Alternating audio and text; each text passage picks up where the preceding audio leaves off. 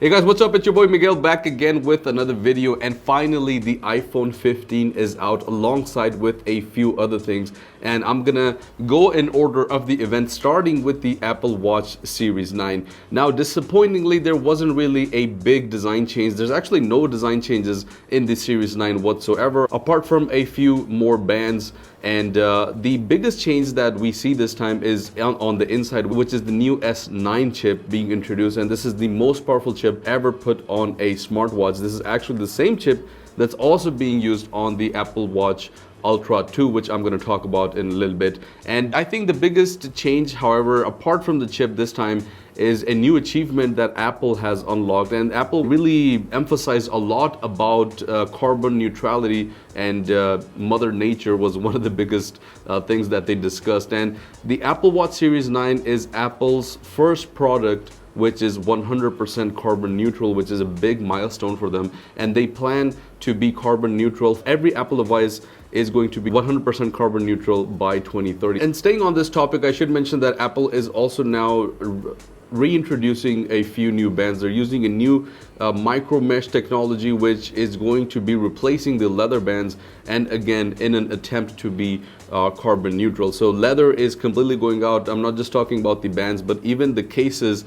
Apple is no longer going to be introducing leather cases for any of their devices. Talking about the second watch, which is the Apple Watch Ultra 2, and again, there are changes here when it comes to the design. It's pretty much the same. There are some new bands, new colors, but the thing that really disappointed me was that there was no introduction of a new color. I was really hoping, and that's what the rumor suggested. If you've been watching my videos, there was a rumor that the Apple Watch Ultra 2 was going to come in a darker color, similar to the black titanium color that we saw on the iPhone 15 Pro, and that really didn't happen, which is kind of a bummer. I was really hoping that we could distinguish between these two with at least a color. You really can't tell if someone's wearing the Apple Watch Ultra 1 or the 2. The only biggest change again is on the inside, which also has the S9 chip, which is the most powerful chip, and the display is actually much more brighter. So it was already a very bright 2000 nits, but now it's going to a blinding 3000 nits of peak brightness. That's even brighter than most smartphones come with. So smartphones usually peak out at 1700, 1500 nits of brightness. We have 3000 nits of brightness on a smartwatch. Now coming down to the main topic, which was the iPhone 15, and the iPhone 15 standard edition is finally out with the dynamic island. And I have to say that I think 90% of the rumors that we were suggesting were actually true. So apart from just one big detail that I missed, I think pretty much everything that was discussed in the event yesterday was what we were discussing in the previous rumors. So we now have a dynamic island. We have two cameras, which are 48 megapixel cameras, up from a 12 megapixel camera, which is probably one of the biggest jumps. We have a bigger battery, although Apple didn't mention the size of the battery, but they did mention that it physically has a bigger battery. We have the same two sizes, so the regular 6.1 inch, and then for the Plus, we have a 6.7 inch display. When we talk about the colors, this time the colors are a pastel kind of theme. We got a pink, a blue, a yellow, and I believe a green and a black. We didn't get a white one, which again was rumored, so white has been discontinued from the lineup. We also have a little bit of a improvement on the display, so the peak brightness again is going from 1600 nits to 2000 nits on auto mode. We also have the A16 chip, but I think the most exciting part about the iPhone lineup is the introduction of USB-C finally happening, and Apple kind of made it seem like they were trying to adapt to the world, when we know that they were actually forced to do that because of European regulations. So I like how they really acted and kind of made it sound like they were trying to adapt with the times and go with the flow. And I'm pretty sure that if the European regulations didn't force them to, they would have introduced the iPhone 15 with Lightning support this time as well. I should mention that the cables, the USB-C cables, they were rumored to come color matching with the phones, but I don't think that's really the case, because if you go ahead and look at the website, you can see that if you look at the what's included in the box section, you just see the phone and you just see a simple white cable, and there was no mentioning of the introduction of a braided color matched cable in the event either. Now, satellite connectivity was something that Apple had introduced last year, but they now are also bringing it with roadside assistance. So they have partnered with AAA, where you can now get roadside assistance with the availability of satellite.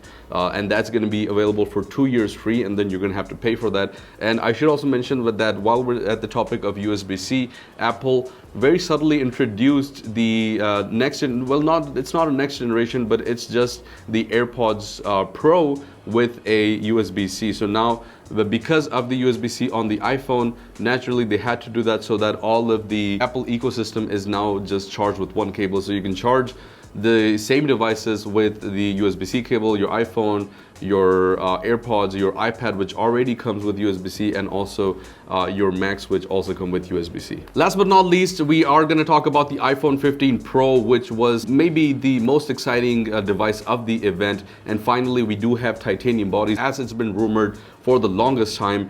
And this is kind of like a brushed look, so it's not really a shiny or a matte look, it's more of a brush look. And we did get the 4 colors that were rumored. There was no introduction of a red color, which was a last minute change that we all heard about. So we have 4 colors: black titanium, white titanium. We also have the blue titanium, which is a very similar looking color to the iPhone 12 Pro. And then we also have the natural titanium, which is a very similar looking color to the Apple Watch Ultra as well. And again, finally, we also have USB-C, and we also have huge improvements with the cameras, and especially with the iPhone 15 Pro Max introducing a telephoto lens, which is now capable of 5 times zoom. I should mention that the titanium that's being used on the iPhone 15 Pro is not just any regular titanium. This is actually grade 5 titanium, and this is the same titanium that's being used on the Mars rover. So this is like next level titanium, so you are going to get that protection all over. One thing that I didn't see coming was the A17 Pro chip. So we did expect the A17 to come, but now not the A17 Pro, which is a completely new chip. And I should mention that it's actually a next step into the A Bionic series chips, which are going to be more powerful. They have more neural capacity. They have a Pro GPU. And again, this is a 3nm platform. So this is the first time that Apple has introduced a 3nm platform with their chips. I should also mention that this does come with USB-C, but this is not just any regular USB-C. This is USB-C 3, I believe, which is around 20 times faster than USB-C 2.0. And now, if we talk about the pricing gladly is still the same. So $999 for the regular iPhone 15 Pro and $1199 for the Pro Max, which was expected because of the camera and because of the thinner bezels. I do expect a little bit of a price bump. If we convert that into dirhams, then 4,300 dirhams, I believe, is for the 128 GB version that comes with the iPhone 15 Pro. The iPhone 15 Pro Max actually does not come with a 128 GB version, which I'm very happy to report. It was initially rumored that it was going to come with 128 GB, but this starts at 256 GB, and this starts at 5,100 dirhams for the 256 GB, and then goes up to, I think, 6,000 something dirhams if you want to buy the 1 TB version. So yeah, guys, that's pretty much it for the iPhone 15 event. Stay tuned, because we are going to be getting these devices as soon as they launch on, I believe, September 22nd. So stay tuned. Let me know what your thoughts are, and thank you once again. I'll see you guys in the next one. Peace out.